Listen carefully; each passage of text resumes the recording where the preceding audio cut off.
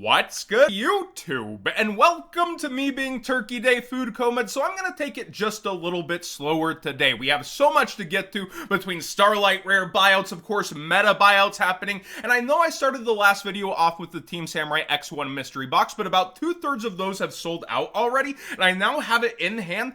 I've gotta say, this feels like it should be on store shelves. Sam just really did a great job packaging this, and it's just $6.99 nice, where you get a playmat that every playmat is the same unless you get one of the chase ones where it has foil, which would be the same design but an upgrade, and then one of 3 field centers. All the custom field centers go with like rose gold, which does fit Ash Blossom, right? Like when we're looking at the Ash Blossom, rose gold's good. But he went with a dark gunmetal gray on the Ghost Bell, and it is so fitting. I have not opened the last one. I haven't opened any of my packs either to see if I have pulled chases or not. I haven't got one of those special playmats. I would love to get one of the hollow mats. But considering that you already get that kind of value coming in, where the playmat field center is, you know, you're guaranteed to get at least one of 3 field centers, guaranteed to get the playmat, and then the pack is like a bonus on top and not the selling point. And Sam transparently has put up the chase cards now too, which we know you have a 1 in 100 rate of getting an actual realistic rate that somebody's going to see these, be able to post them.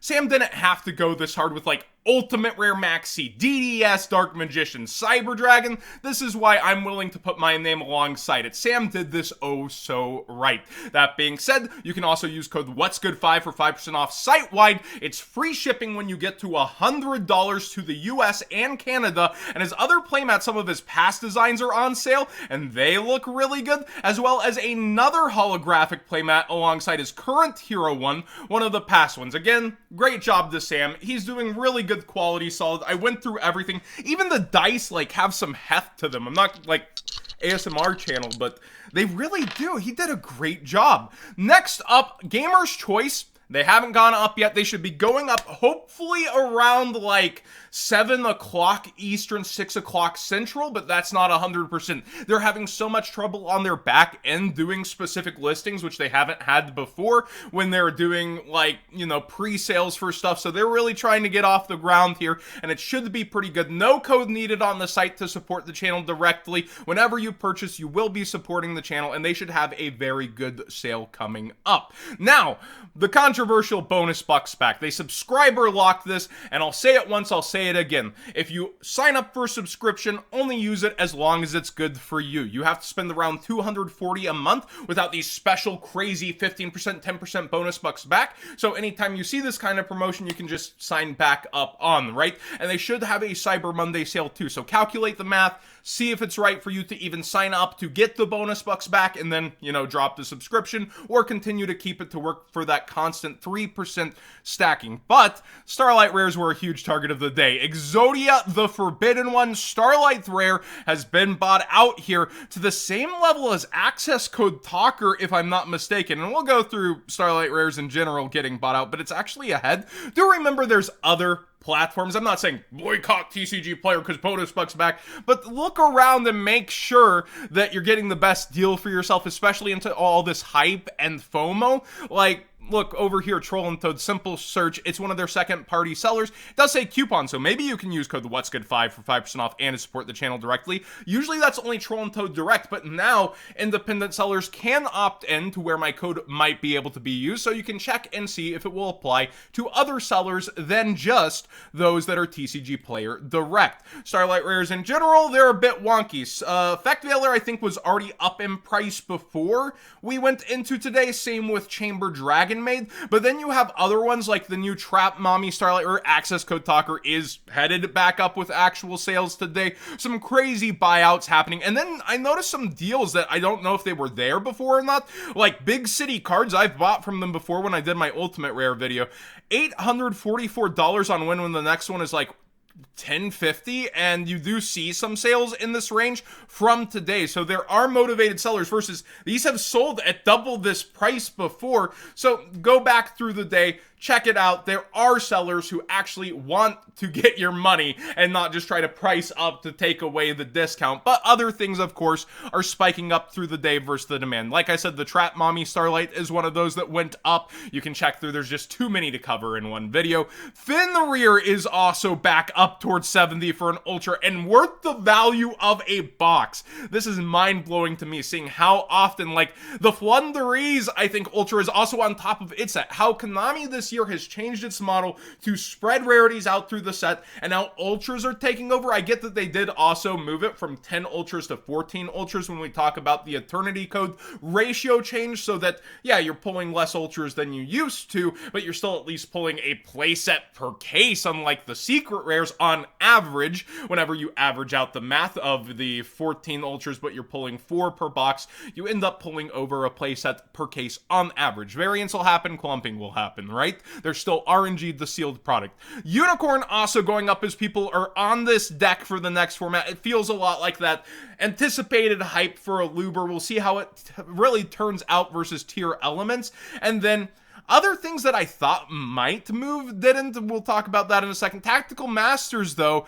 you have a different card atop the set now versus what was there. Passing Runic dip slowly here is Welcome Labyrinth with only 7 listings. I know a lot of YugiTube personalities slash streamers slash Twitter people are on this deck. It's especially popular on Twitter, so the Labyrinth deck being that appreciated and actually taking over the set, it is funny, and it's that way on the collector rare end too, as a lot of people have left Runic behind in the metagame. Now, speaking of looking on other platforms again, boxes over here, $44. You do get the bonus bucks back, but if you go and look around eBay, sellers like Sassiato, I know he gets a lot of shout-outs, he has a lot of deals on his eBay for products, blowing them out in price right now, so good job on the eBay sellers coming to play today too. You might want to take a look over on eBay. Power of the Elements, absolutely pretty much no movement in terms of actual card prices, and things continue to go down. I thought people not as in the know would try to go in on this today.